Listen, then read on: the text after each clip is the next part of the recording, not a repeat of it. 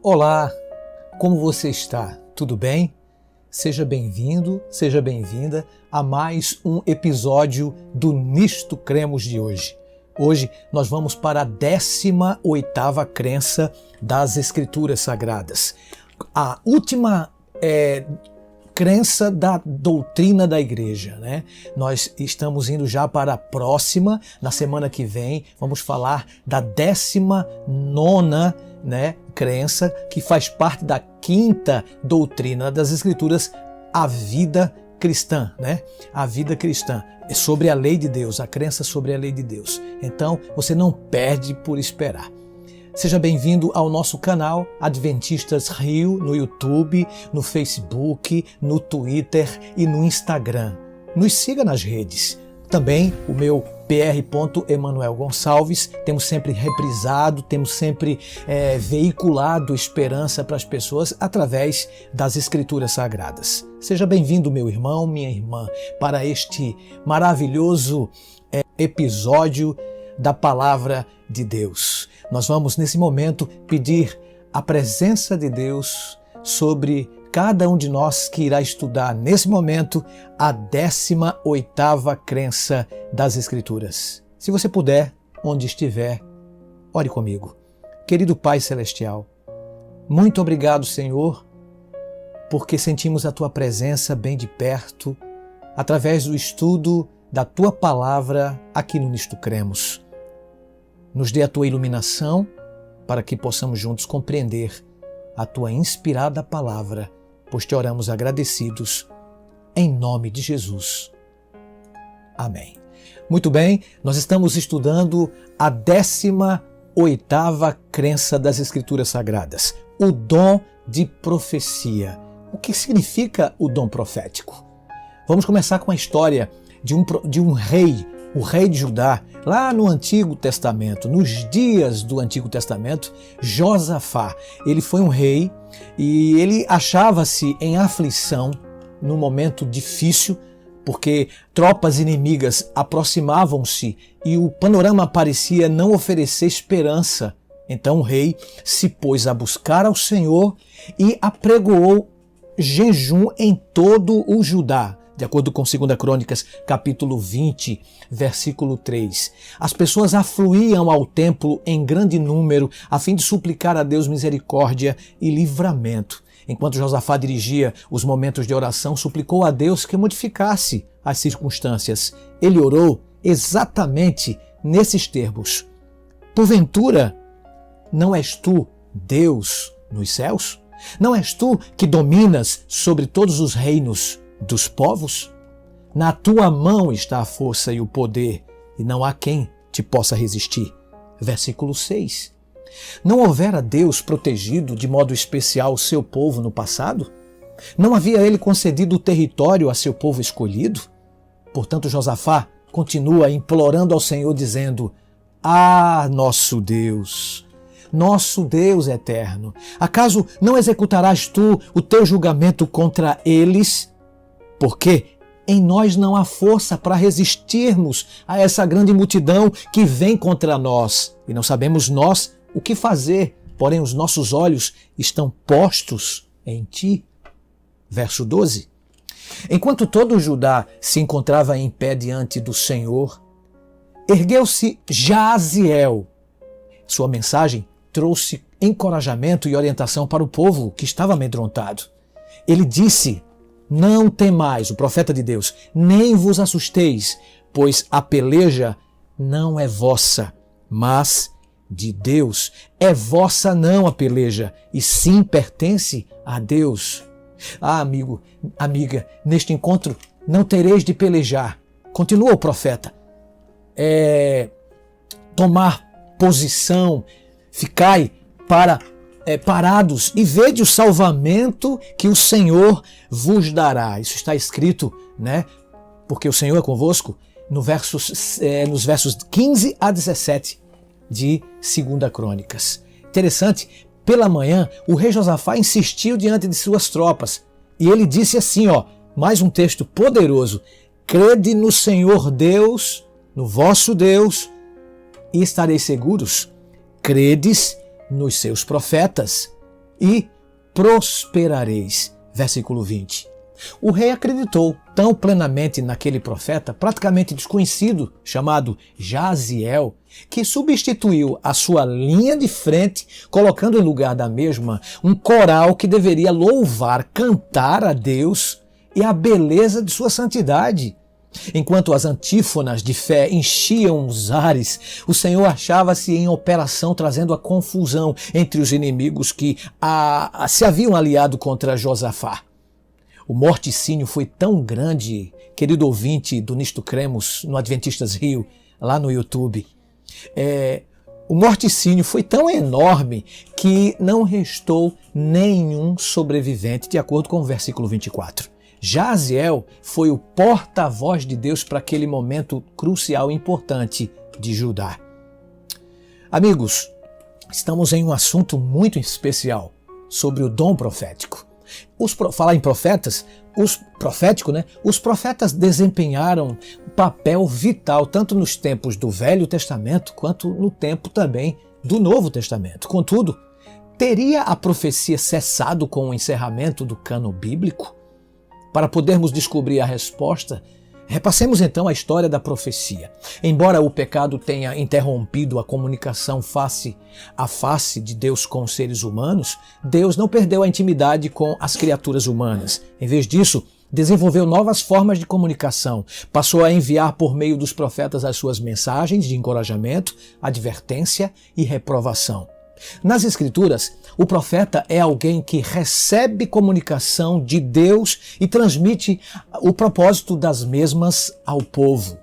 Porque, diz o apóstolo, nunca, jamais, isso está aqui, calma aí, no Novo Testamento, exatamente aqui, não é? A profecia diz que nunca qualquer profecia foi dada por vontade humana. Entretanto, homens santos falaram da parte de Deus, movidos pelo Espírito Santo. Pedro fala isso em segunda carta, né? Cujo seu nome, 2 Pedro, no capítulo 1, versículo 21. No Antigo Testamento, a palavra profeta é geralmente a tradução do hebraico nabi. O seu significado é exposto em Êxodo capítulo 7, versos 1 e 2, quando então disse Deus a Moisés, na época da inspiração bíblica, né? Vê que te constituí como Deus sobre Faraó e Arão teu irmão será o teu profeta, ou seja, Nabi. Ele continua, tu falarás tudo o que eu te ordenar e Arão teu irmão falará a Faraó. Aí está o relacionamento de Moisés para com Faraó. E esse relacionamento, esse diálogo seria aquele que Deus mantém com o seu povo. Assim como Arão comunicava as palavras de Moisés, seu irmão, a Faraó, assim o profeta apresenta as palavras de Deus perante o povo. Esse é um processo interessante, é uma dica para quem estuda as Escrituras Sagradas, é o processo da inspiração, né? É um processo maravilhoso, tipificado lá entre a pessoa de Moisés e seu irmão Arão, quando o Arão, ele na sua forma de pensar, na sua forma de falar, falava a Faraó. Vale lembrar que quem falou a Faraó não foi Moisés, foi Arão. Então, aí nós entendemos o processo através do qual Deus se comunica conosco, que se chama inspiração. Então, o termo profeta, portanto, designa um porta-voz apontado por Deus. O termo grego equivalente ao hebraico, nabi, é profetés, isso mesmo, profetés, onde se deriva o nosso termo em português, que nós chamamos de profeta. Através dos anos, Deus concedeu revelações de sua vontade a seu povo, utilizando as pessoas que haviam recebido o dom de profecia. Certamente, o Senhor Deus não fará,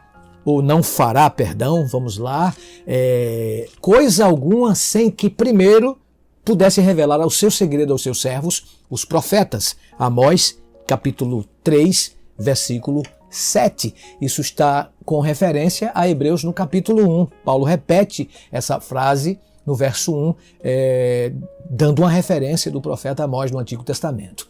As funções, então, dos profetas eram várias. No Novo Testamento, por exemplo, o Novo Testamento concede ao dom de profecia um lugar proeminente entre os dons do Espírito Santo, colocando uma vez em primeiro lugar e duas vezes em segundo lugar entre os mistérios de maior utilidade, né, ou os ministérios de maior utilidade para a igreja. O apóstolo Paulo estimulou os crentes a desejar de modo especial o dom de profecia, lá em 1 Coríntios, no capítulo 14, versos 1 e 39. O Novo Testamento sugere que os profetas desempenharam algumas funções, entre as quais prestaram assistência na fundação da igreja, portanto a igreja ela foi edificada sobre o fundamento dos apóstolos e profetas, sendo ele mesmo, Cristo Jesus, a pedra angular. Além disso, iniciaram a extensão missionária da igreja. Foi por meio dos profetas que o Espírito Santo selecionou Paulo e Barnabé para a primeira viagem missionária e proveu orientação no tocante aos lugares em que os missionários deveriam trabalhar. Também edificaram a igreja através desses ministérios de edificação. Paulo prediz que a igreja ela recebia de Deus a profecia para ser edificada. E as profecias são pronunciadas justamente para os homens, edificando, exortando e consolando, de acordo com 1 Coríntios, capítulo 14, nos versos 4, né? Também o versículo 3 e 4. Né? Junto com outros dons, Deus concedeu a profecia à igreja a fim de preparar os crentes para o desempenho do seu serviço, para a edificação do corpo de Cristo. Efésios 4, versículo 12. Então, amigo, as profecias também unificam, os ministérios dos profetas unificam e protegem a igreja. Os profetas contribuíram para trazer à lume a unidade da fé, protegendo a igreja contra as falsas doutrinas, de modo que os crentes não mais fossem como meninos agitados de um lado para o outro e levados ao redor por todo o vento de doutrina, pela artimanha dos homens, pela astúcia com que induzem ao erro. Isso Paulo falou em Efésios capítulo 4, versos 13 e 14. Advertiram também quanto às dificuldades futuras. O ministério profético, né, serve para isso, quanto também às dificuldades que vieram a existir. Nesse caso, um dos profetas do Novo Testamento advertiu quanto à proximidade de uma fome futura. Como resultado, a igreja iniciou um programa de assistência mediante o qual foram aliviados aqueles que enfrentaram dificuldades, de acordo com Atos 11, a partir do verso 27. Outros profetas advertiram no tocante à prisão de Paulo, que aconteceria em Jerusalém. Também as profecias, através dos seus profetas, confirmaram a fé em tempos de controvérsia. Por ocasião do primeiro concílio da igreja, o Espírito Santo a orientou como a uma decisão correta no tocante ao assunto controvertido relacionado com a salvação dos gentios. Depois, por intermédio dos profetas, o Espírito reafirmou aos crentes outros aspectos da doutrina verdadeira.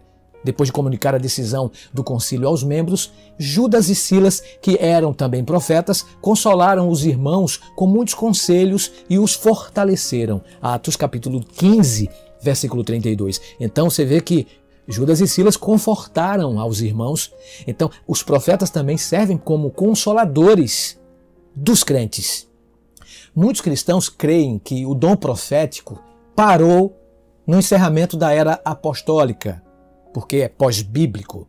Mas a Bíblia revela a necessidade essencial de orientação divina durante as crises do tempo do fim, querido, querida. Isso testifica da contínua necessidade da provisão do dom profético depois dos tempos do Novo Testamento. Não existe qualquer evidência bíblica de que Deus haveria de retirar os dons espirituais por ele concedidos à igreja antes que completassem seu propósito, o qual, de acordo com Paulo, seria levar a igreja à unidade da fé e do pleno conhecimento do Filho de Deus, à perfeita varonilidade, à medida da estatura da plenitude de Cristo. Efésios 4, versículo 13. Uma vez que a igreja ainda não alcançou tal experiência, ela necessita da presença dos dons do Espírito Santo. E esses dons, incluindo o dom de profecia, continuarão a operar em benefício do povo de Deus até o regresso de Jesus Cristo a esta terra com poder e majestade. Consequentemente, Paulo advertiu os crentes a não extinguir o Espírito nem desprezar as profecias, em 1 Tessalonicenses 5, versos 19 e 20. Muito bem. Então ele aconselha dizendo o seguinte: procurai com zelo os dons espirituais, mas principalmente que profetizeis. 1 aos Coríntios, capítulo 14, versículo 1. Maravilha, não é? O declínio do dom profético durante certos períodos da história da igreja não significou que Deus houvesse retirado o dom permanentemente. A Bíblia indica que, ao aproximar-se o fim dos tempos, o dom estaria presente a fim de assistir a igreja durante esses momentos de dificuldades.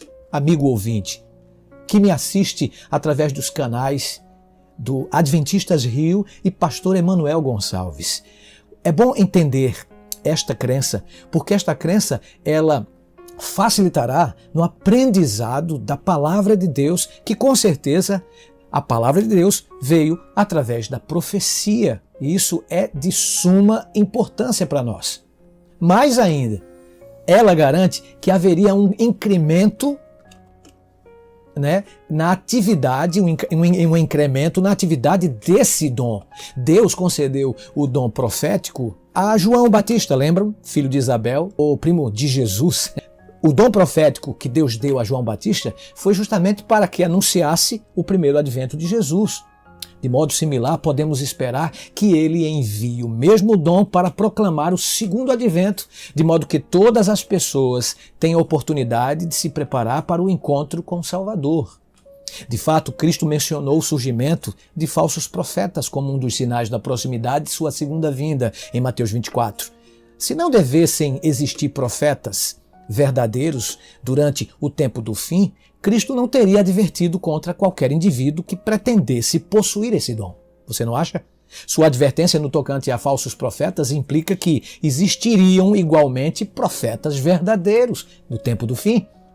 O profeta Joel anunciou um derramamento especial do Espírito Santo e o dom profético juntamente antes do retorno de Cristo. Olha o que ele disse lá no Antigo Testamento. Está aqui, nos últimos dias. O que foi que ele disse? E acontecerá depois que derramarei o meu Espírito Santo, ou o meu Espírito sobre toda a carne, vossos filhos e vossas filhas profetizarão, vossos velhos sonharão, jovens terão visões, e até sobre os servos e as servas derramarei o meu Espírito naqueles dias. Mostrarei prodígios no céu, na terra, sangue, fogo, fumaça, colunas de fumaça. O sol se converterá em trevas e a lua em sangue antes que venha o grande e terrível dia do Senhor. Joel capítulo 2, versos 28 a 31. O primeiro Pentecostes testemunhou memorável manifestação do Espírito. Pedro, citando a profecia de Joel, destacou que Deus havia cumprido a sua promessa em Atos 2, nos versos 21. No capítulo 2, a partir do verso 2, nós vemos o cumprimento daquela promessa parcial, primeira, da promessa do derramamento do Espírito Santo sobre os apóstolos. Entretanto, devemos indagar se a profecia de Joel encontrou seu pleno e total cumprimento no dia de Pentecostes, ou se ainda devemos esperar outro cumprimento mais amplo e mais completo. Eu até já dei um spoiler, já adiantei o processo para vocês. Realmente, a profecia de Joel cumpre-se parcialmente em sua primeira parte na época dos discípulos. Não possuímos evidências de que os fenômenos no Sol e na Lua, que aqui Joel menciona, ocorreriam antes ou depois do derramamento do Espírito. Na verdade, eles não ocorreram senão muitos séculos mais tarde. O Pentecostes representou, portanto, um prelúdio da plena manifestação do Espírito que deverá ocorrer antes do segundo advento. Tal como a chuva temporã da Palestina, a qual caía no outono, porque tempo depois as sementes eram lançadas ao solo, o derramamento do Espírito Santo, por ocasião do Pentecostes, inaugurou a dispensação do Espírito. O cumprimento pleno e final da profecia de Joel corresponde à chuva serôdia, a qual, caindo na primavera, amadurecia o grão, de acordo com esse mesmo livro de Joel, no capítulo 2, verso 23. Oh, querido que me assiste, querida que me ouve, meu irmão, minha irmã, semelhantemente, a concessão final do Espírito de Deus deverá acontecer imediatamente antes do segundo advento de Cristo, depois dos sinais preditos para o sol, lua e as estrelas, que temos uma referência que Jesus fala em Mateus capítulo 24, verso 29. Apocalipse também mostra no capítulo 6, versos 12 a 17, cumprindo então a profecia de Joel, capítulo 2, versículo 31. Tal como a chuva temporã, essa manifestação final do Espírito amadurecerá a colheita da terra. E todo aquele que invocar o nome do Senhor será salvo. Joel 2,32. Apocalipse 12 menciona 2 períodos de acentuada perseguição. Durante o primeiro, que se estendeu de 538 a 1798 depois de Cristo, Apocalipse 12, versos 6 e 14. Por falar nisso, eu falei um pouquinho sobre isso na crença de número 13, quando falamos do remanescente e sua missão. Depois dá uma olhada lá, dá uma volta, mas é pouca coisa. Lá no Nisto Cremos, e você vai ver no capítulo 13 ou no episódio 13, eu falo um pouquinho sobre essa perseguição de 538 por Justiniano até 1798. Apocalipse fala isso. Capítulo 12, né? E é importante saber também que Daniel, capítulo 7, menciona esse mesmo tempo através de uma linguagem profética. Então, os crentes leais, nessa época de 1260 anos, se você somar 538 a 1798, é justamente o que diz a profecia, dá um período de 1260 anos literais, né? Nesse período, os cristãos sofreram perseguição. Uma vez mais, justamente antes do segundo advento de Cristo, Satanás atacará o restante da semente da mulher, a igreja remanescente, que se recusa a abdicar da obediência que presta a Jesus Cristo. O Apocalipse caracteriza os crentes leais que constituirão o remanescente, e eu falei quem são os remanescentes, ou a semente da mulher, né? Conforme Apocalipse 12, no capítulo 13, o episódio 13 do Nisto Cremos, diz que o próprio Apocalipse, os remanescentes são aqueles que, 2 características, guardam os mandamentos de Deus e têm o testemunho de Jesus. Apocalipse 12, verso 17. Que a frase testemunho de Jesus se refere ao dom profético é algo que se estabelece claramente na conversa posterior do anjo com João. Próximo ao final do livro, o anjo identifica a si mesmo como conservo teu e dos teus irmãos que mantêm o testemunho de Jesus, Apocalipse 19, verso 10. E como conservo teu dos teus irmãos, os profetas, Apocalipse 22, versículo 9. Essas expressões paralelas deixam claro que são os profetas que possuem o testemunho de Jesus. Isso explica a declaração do anjo de que o testemunho de Jesus é o espírito de profecia, em Apocalipse 19, verso 10. Pois o testemunho de Jesus, ou seja, de Cristo, sustentado por ele, Jesus, ou seja, constitui o espírito de profecia. Isso define especialmente os irmãos que mantêm o testemunho de Jesus na qualidade de possuidores da inspiração profética. Então, o testemunho de Jesus, é bom a gente entender isso, equivale em termos práticos à testificação de Cristo, de acordo com Apocalipse 22:20. Trata-se da autorrevelação de Cristo, que de acordo com Apocalipse 1:1, deve-se à última análise a Deus que moveu os profetas cristãos. Portanto, a expressão espírito de profecia pode se referir, em primeiro lugar, ao Espírito Santo, que inspirou os profetas com a revelação procedente de Deus. Segundo, a operação do dom de profecia. E terceiro e último, ao instrumento da profecia. O livro de Apocalipse identifica a posse das 2 características da igreja verdadeira dos últimos dias. E repito, guarda os mandamentos de Deus e tem o testemunho de Jesus, o dom profético. A igreja do Êxodo, do Antigo Testamento, concedeu Deus o dom profético, não é? Justamente o seu dom profético Deus concedeu lá à igreja do Antigo Testamento, que era a igreja de Deus. E Deus concedeu esse dom a fim de organizar, instruir e guiar seu povo. Mas o Senhor por meio de um profeta, fez subir a Israel do Egito, e por um profeta foi ele guardado, diz Oséias, no capítulo 2, no versículo 13. Foi ele guardado. Não deve constituir surpresa, portanto, o fato de encontrarmos um profeta no meio do povo que se acha envolvido com o último êxodo, o escape do planeta Terra poluído pelo pecado em direção à Canaã celestial. Esse êxodo que ocorre em seguida ao segundo advento representa o cumprimento último e completo de Isaías, capítulo 11, versículo 11. Você pode ler comigo, Isaías 11, versículo 11. Nós podemos ler juntos. Olha só que profecia maravilhosa. Ele diz assim, naquele dia o Senhor tornará a estender a mão para resgatar o restante do seu povo que foi deixado. As Escrituras declaram que o povo de Deus experimentará nos últimos dias da história terrestre a plenitude da ira do satânico poder do dragão quando este se envolver em uma tentativa final para destruí-los. Repito, Apocalipse 12, verso 17 fala esse texto. Será que esse é um tempo de angústia qual nunca houve, desde que houve nação até aquele tempo, de acordo com o que diz Daniel capítulo 12, versículo 1? A fim, amigos, de ajudá-los na sobrevivência em meio ao mais intenso conflito de todas as eras, Deus sempre nos ajudará nesses momentos, como sempre também nos ajudou através do seu povo lá, através de sua mão poderosa, nos tempos do Antigo e Novo Testamento.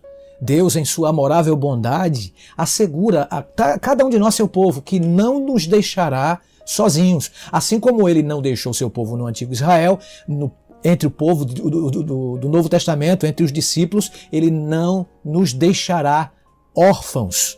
E o testemunho de Jesus, o Espírito de profecia, os guiará em segurança rumo ao objetivo final, a união com o Salvador, por ocasião da sua volta. Foi o dom profético que produziu a própria palavra de Deus. No período pós-bíblico, ele não deve superar as Escrituras ou acrescentar algo a elas, uma vez que o cânon sagrado já está completo, ou seja, 39 livros no Antigo Testamento, como estudamos no primeiro episódio desta série do Nisto Cremos, a palavra de Deus, na doutrina de Deus, não é? E 27 livros no Novo Testamento. Então o cânon foi fechado em 66 livros, ok? O dom profético atuará no tempo do fim, assim como atuou nos dias dos apóstolos. Seu objetivo é destacar a Bíblia como base de fé e prática, explicar seus ensinamentos e aplicar seus princípios ao viver diário. Ele se acha envolvido no estabelecimento e edificação da igreja, habilitando-a a desempenhar sua missão divinamente apontada. O dom profético reprova, o dom profético adverte, orienta e encoraja tanto indivíduos quanto a própria igreja, protegendo-os das heresias e unificando-os nas verdades contidas na palavra de Deus. Os profetas pós-bíblicos atuaram de modo semelhante. Por exemplo, a Natã, Gade, Asaf, Semaías, Azarias, Eliezer, Aías, Obed, Miriam, Débora, Uda, Simeão, o próprio João Batista, primo de Jesus, Ágabo, Silas, Ana e as 4 filhas de Filipe, os quais viveram em tempos bíblicos, mas não tiveram seus testemunhos registrados como parte do compêndio bíblico. Então, eles não escreveram livros da Bíblia. Todos esses profetas do Antigo Testamento, incluindo no Novo Testamento, o próprio João Batista, eles não deixaram escritos testemunhos.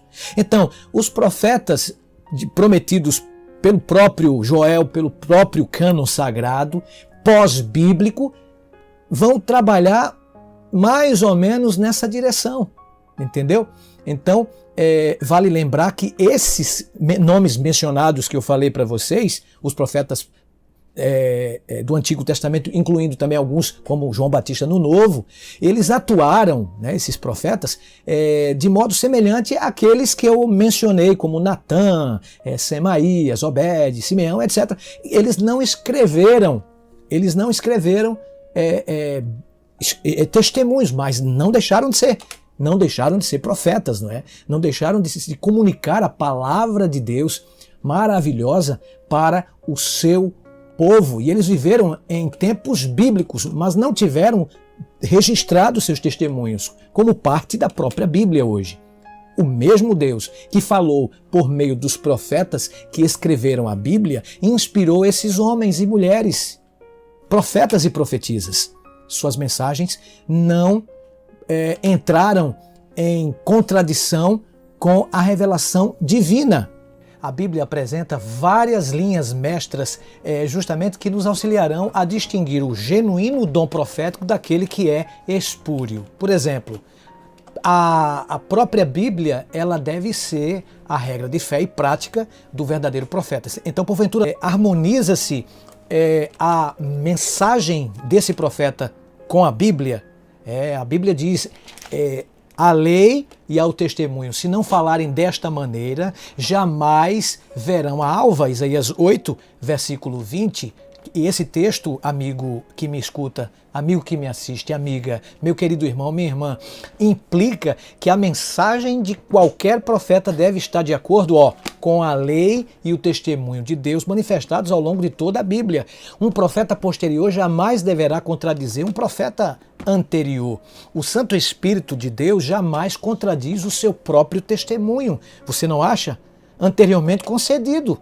Pois em Deus não pode existir variação ou sombra de mudança, como diz Tiago capítulo 1, verso 17. As predições comprovaram-se verdadeiras?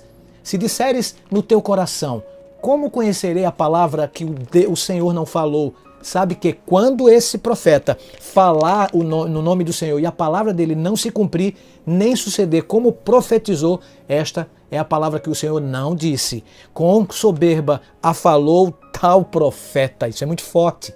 Não tenhas temor dele. Deuteronômio 18, versos 21 e 22. Embora as profecias possam representar uma parcela relativamente pequena da mensagem profética, a sua exatidão deve ser demonstrada. Então, é conhecida a encarnação de Cristo através desse profeta? Nisso, diz o santo apóstolo para o Novo Testamento, o apóstolo do amor, João, né? Todo espírito que confessa que Jesus Cristo veio em carne é de Deus. E todo espírito que não confessa a Jesus não procede de Deus. 1 João 4, 2 e 3. Olha só que texto poderoso, irmão. Irmã, esse teste exige mais que um simples reconhecimento de que Jesus Cristo viveu sobre a terra.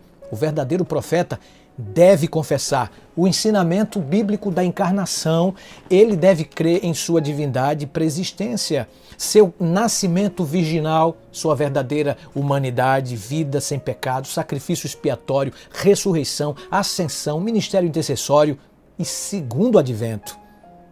Agora, e os frutos desse profeta? Como deveriam ser, né? Bons ou maus? O que vocês acham? Muito bem. A profecia vem pela inspiração de homens santos de Deus por parte do Espírito Santo, 2 Pedro 1, verso 21. Vocês sabem esse texto de cor? Podemos então discernir os falsos profetas a partir dos seus frutos, ou conforme explicou o próprio Jesus, pelos seus frutos os conhecereis. Não pode a árvore, né, produzir frutos maus, nem a árvore nem a árvore má frutos bons. Então, toda árvore que não produz bom fruto é cortada e lançada ao fogo. Assim, pois pelos seus frutos os conhecereis. Mateus 7, versos 16, 18 a 20. Esse é um conselho crucial ao avaliar a reivindicação do profeta. Em primeiro lugar, vem a vida do profeta. Não significa, evidentemente, amigo que me assiste pelas plataformas digitais, não significa que o profeta deva ser absolutamente perfeito. As Escrituras dizem que o profeta Elias, no Antigo Testamento, foi um homem semelhante a nós, sujeito aos mesmos sentimentos que nós temos. Tiago 5,17. Então, a vida do profeta deveria ser caracterizada pelos frutos do Espírito, não pelas obras da carne, né? Registradas no capítulo 5, né, de Gálatas. Toda pessoa que reivindica possuir o dom profético deve ser submetida a tais testes. Se enfrentar positivamente todos eles, podemos ter a confiança de que efetivamente o Espírito Santo concedeu a ela o dom de profecia. Então, nós cremos piamente, né, que o dom profético manifestou-se ativamente no ministério de Ellen White, cofundadora da Igreja Adventista do Sétimo Dia.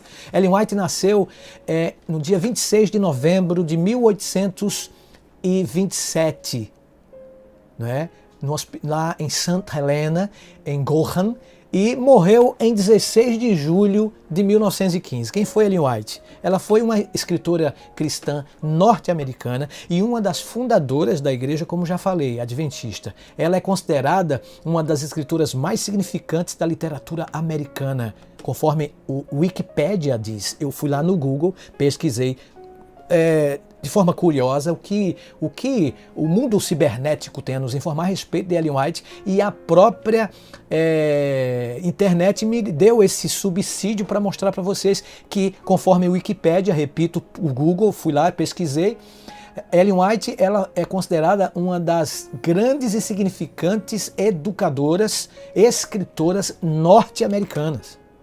Foi-lhe concedida a instrução inspirada da parte de Deus em favor de seu povo nos últimos dias, amigo. O mundo no início do século XIX, o século que Ellen White nasceu, quando Ellen White começou a apresentar, no caso, as suas mensagens, era um mundo do homem, machista.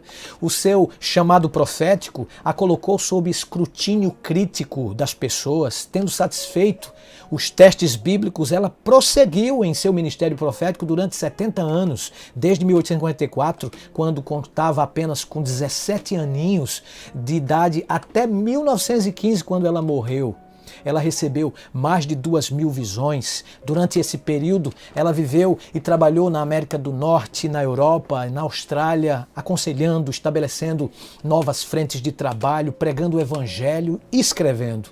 Ellen White jamais assumiu o título de profetisa, mas não se opunha a que os outros assim a identificassem. Ela explicou, dizendo: cedo em minha juventude, diz ela, foi-me perguntado muitas vezes: é você uma profetisa? Sempre tenho respondido: sou a mensageira do Senhor. Sei que muitos me têm chamado de profetisa, mas jamais reivindiquei esse título. Por que não reivindico ser chamada de profetisa? Porque nestes dias muitos que audaciosamente pretendem ser profetas representam um opróbrio, um escândalo à causa de Cristo. E porque minha obra inclui muito mais do que o termo profeta significa, reivindica ser profetisa, é algo que jamais fiz reivindicar. Se outros me chamam por esse nome, não discuto com eles, mas a minha obra abrange tantos aspectos que não posso chamar-me a mim mesma, senão uma mensageira. Olha, amigo, que bacana, né? Interessante, curioso. Pois é. De que, então, modo se comporta o ministério de Ellen White face aos testes que nós anunciamos para vocês de um verdadeiro ou falso profeta? Exemplo: ela concorda com a palavra de Deus. Sua abundante produção literária inclui dezenas de milhares de textos bíblicos, acompanhados por vezes de detalhadas exposições. Cuidadosos estudos têm demonstrado que seus escritos coerentes, fidedignos e em total concordância com a Bíblia. O reconhecimento também de Ellen White da encarnação do Deus maravilhoso, Cristo, não é? Ellen White, ela escreveu extensamente sobre a vida de Cristo, o seu papel como Senhor e Salvador, seu sacrifício expiatório na cruz e seu atual ministério intercessório representam temas dominantes em sua obra maravilhosa literária. O livro O Desejado de Todas as Nações, esse livro que eu tenho aqui em mãos, por exemplo, tem sido aclamado como um dos mais espirituais tratados sobre a vida de Cristo, enquanto o livro Caminho a Cristo, sua obra mais amplamente difundida, tem conduzido milhões de pessoas a um relacionamento mais profundo e íntimo com Ele. Seus livros retratam claramente a Jesus como plenamente Deus e plenamente homem. Sua exposição equilibrada coincide com os pontos de vista bíblicos, evitando de forma cuidadosa a ênfase exagerada quanto a uma outra natureza, um problema que causou tanta controvérsia ao longo da história do cristianismo. Estamos para a parte final do nosso Nisto Cremos de hoje. Pra você ter ideia, esse livro foi tirado desta biblioteca aqui que vocês veem em vermelho. São toda a literatura de Ellen White traduzida para o nosso idioma, para o nosso português. Então, todo o tratamento que Ellen White deu, né, ao ministério de Cristo é de cunho prático. Como falei, vida de Jesus, como falei, desejado todas as nações, e o próprio Caminho a Cristo falam muito, mas muito sobre a natureza de Cristo, o que ele veio fazer por cada um de nós. É maravilhoso. Não importa quais os aspectos de que ela trate, sua preocupação fundamental é conduzir o leitor a um relacionamento mais profundo com o Salvador. Essa influência de seu ministério, decorrido mais de um século, desde que ela recebeu o dom profético, a igreja e a vida daqueles que atenderam seus conselhos revelam o impacto de sua vida e de suas mensagens. Embora ela jamais tenha ocupado uma posição ou cargo oficial, nem recebido uma ordenação ministerial e tampouco salário da igreja, a não ser depois da morte de seu esposo Tiago White, a sua influência quanto à Igreja Adventista do Sétimo Dia foi mais do que qualquer outro fator, exceto a Santa Palavra de Deus. Ela representou muito bem a força motriz por detrás do estabelecimento das atividades da Igreja nos setores de publicações, escolas, obra médico-missionária e o desenvolvimento missionário de extensão mundial, que tornaram a Igreja Adventista do Sétimo Dia uma das organizações missionárias de maior extensão e mais rápido crescimento. Oh querida, oh querido, é fascinante a história de Ellen White na Igreja Adventista como uma mulher mensageira do Senhor. O material por ela escrito constitui mais de 80 livros, 200 folhetos e panfletos, 4.600 artigos em periódicos, sermões diários, testemunhos especiais, cartas que compreendem outras 60.000 páginas de material manuscrito. Pra você ter ideia, a minha biblioteca tem todos os compêndios, os testemunhos da palavra de Ellen White, dos testemunhos de Ellen White. Você já leu um livro sequer de Ellen White? Nós vivemos em um mundo preconceituoso, né? E tem muita gente que tem preconceito étnico, racial, religioso.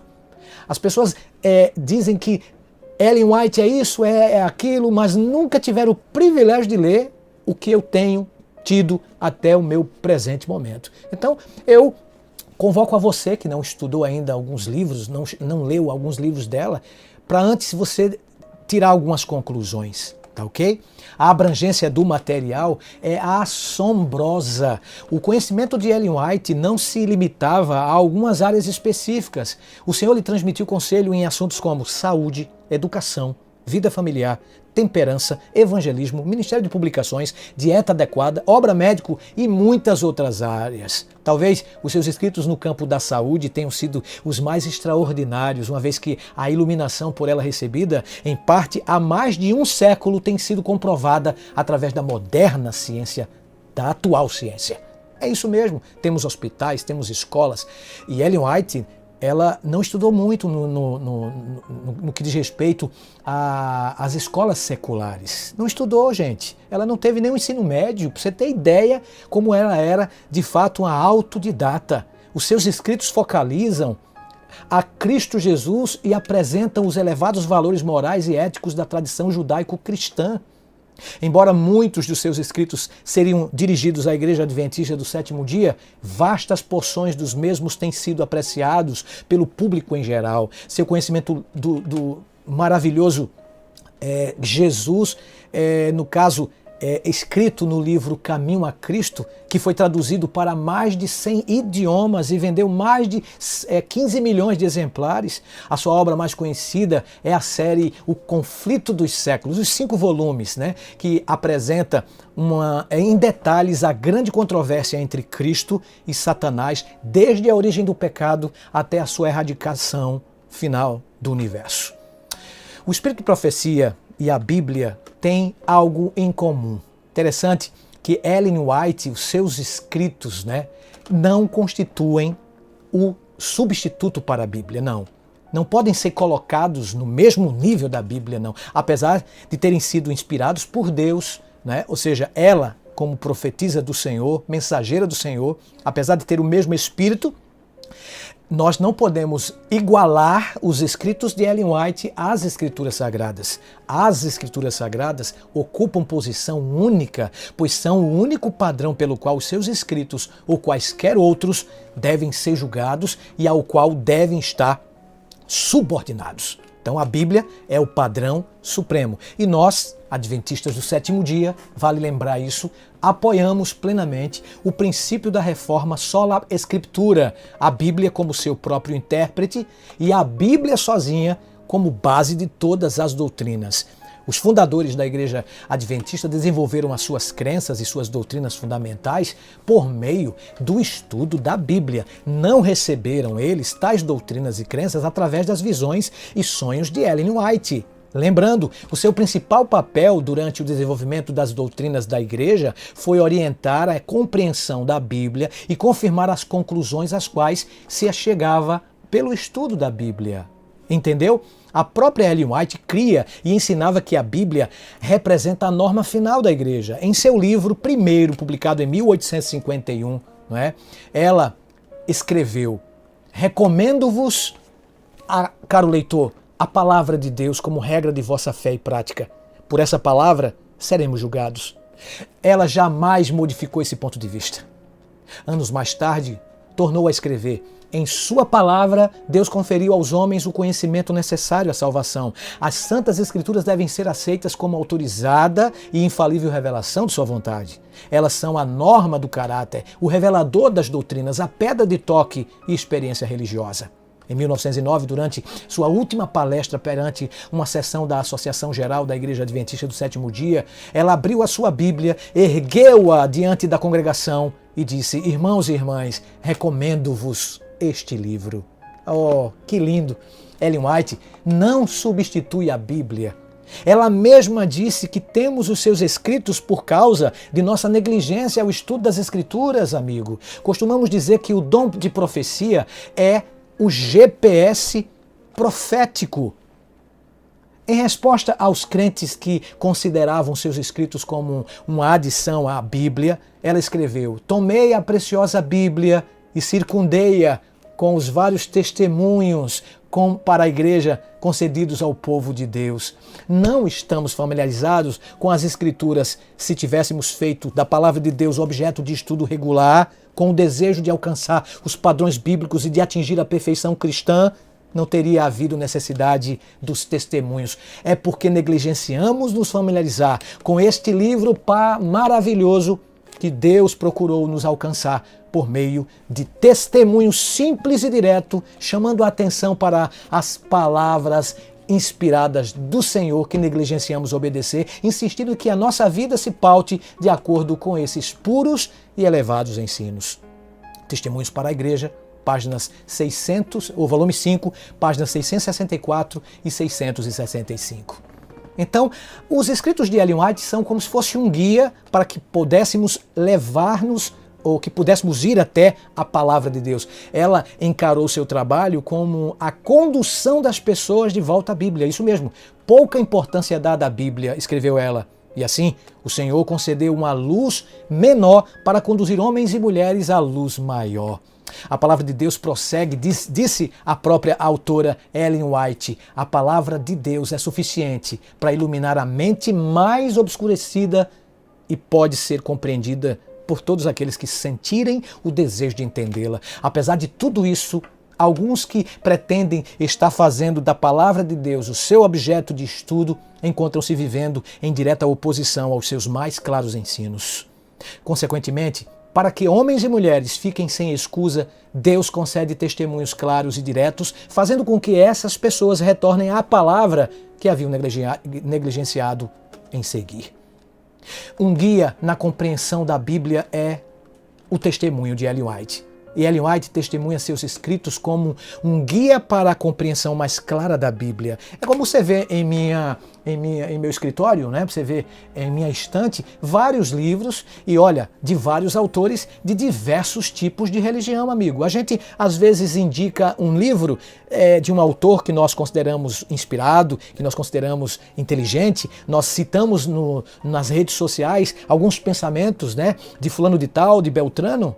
Então, Ellen White foi iluminada por Deus para nos iluminar, entendermos as Escrituras Sagradas. Então, esses são os testemunhos apresentados, né? Por meio desses testemunhos maravilhosos, Deus simplificou as grandes verdades já concedidas e, segundo a forma por Ele mesmo escolhida, trouxe a cada um de nós perante nós, povo dele, visando então despertar-nos e nos impressionar em nossas mentes, a fim de que todos nós fiquemos sem escusa. Portanto, os testemunhos escritos não são concedidos a fim de prover nova luz, mas para imprimir vividamente sobre o coração as verdades da inspiração já anteriormente reveladas.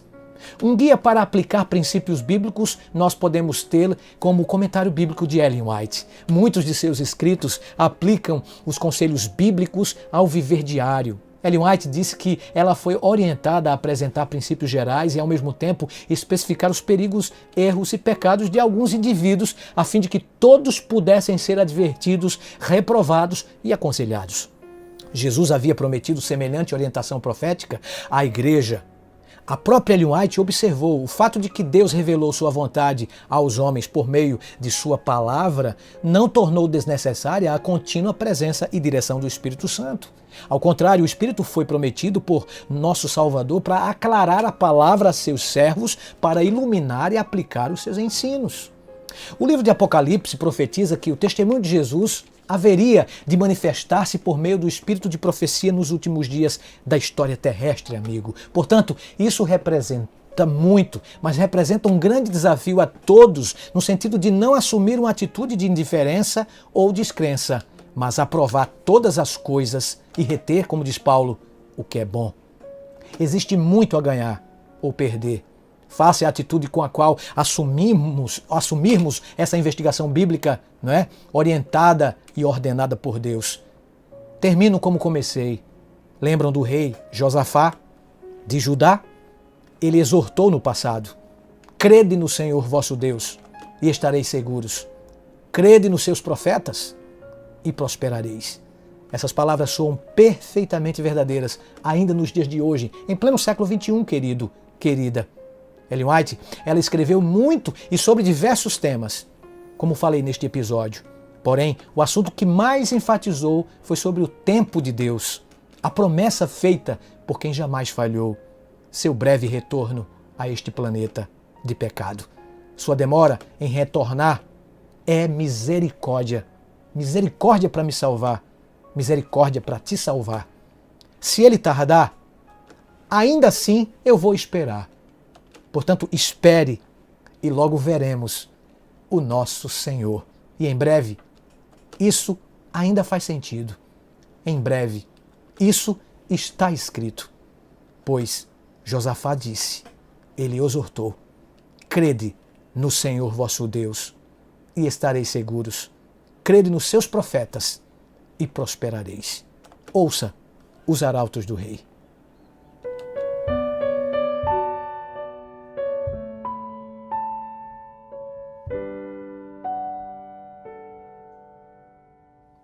Em breve, isso ainda faz sentido. Espero, mas tempo é relativo.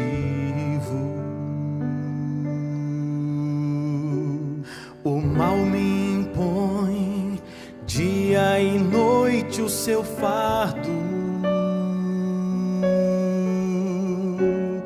A paz dura só uma fração de segundo. O que é o tempo para alguém que está cansado?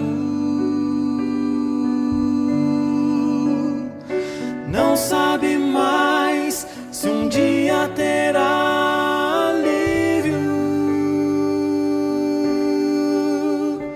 Em breve, isso ficou escrito. Para muitos, poeira de um velho livro. Milênios depois, tudo parece um mito. Viver pela fé, alguém quer correr o risco. Mas o que é o tempo quando se é eterno? Um ano inteiro é como um dia apenas. O que é o futuro para aquele que é absoluto e me alcançou na hora da minha angústia? Em breve, no tempo de Deus, contemplarei a promessa feita por quem jamais falhou. Sua demora em retornar é misericórdia pra me salvar, me devolver o sorriso eterno. Em breve, se ele tardar, ainda assim vou esperar. Um dia eu sei, nele serei eterno. Se ele tardar, ainda assim vou esperar. Um dia eu sei, nele serei eterno. Em breve, no tempo de Deus, contemplarei a promessa feita por quem jamais falhou, jamais falhou. Sua demora em retornar é misericórdia pra me salvar, me devolver o sorriso eterno. Em breve, isso ainda faz sentido. Em breve, Meu irmãozinho, isso minha querida está irmã, escrito. esperemos e logo veremos o nosso Senhor. Em breve, isso ainda faz sentido. Em breve, isso está escrito. Se puder, e onde estiver, ore comigo. Pai querido, muito obrigado, porque o Senhor concedeu uns para apóstolos e outros para profetas. E o Senhor concedeu o dom de profecia para a Igreja Adventista do Sétimo Dia, não para substituir a Bíblia, mas para que possamos voltar à origem, voltar aos princípios exarados através das Escrituras Sagradas. Abençoe cada internauta, nos dê a tua orientação, fica com cada um de nós, pois te oramos agradecidos em nome de Jesus. Amém. Aprendemos no estudo de hoje uma grande verdade, a qual resumo na seguinte declaração. As Escrituras revelam que um dos dons do Espírito Santo é a profecia. Esse dom é uma característica da igreja remanescente e nós cremos que ele foi manifestado no ministério de Ellen White. Seus escritos falam com autoridade profética e provêem consolo, orientação, instrução e correção para a igreja. Eles também tornam claro que a Bíblia é a norma pela qual deve ser aprovado todo ensino e experiência. Até nosso próximo encontro. Deus te abençoe.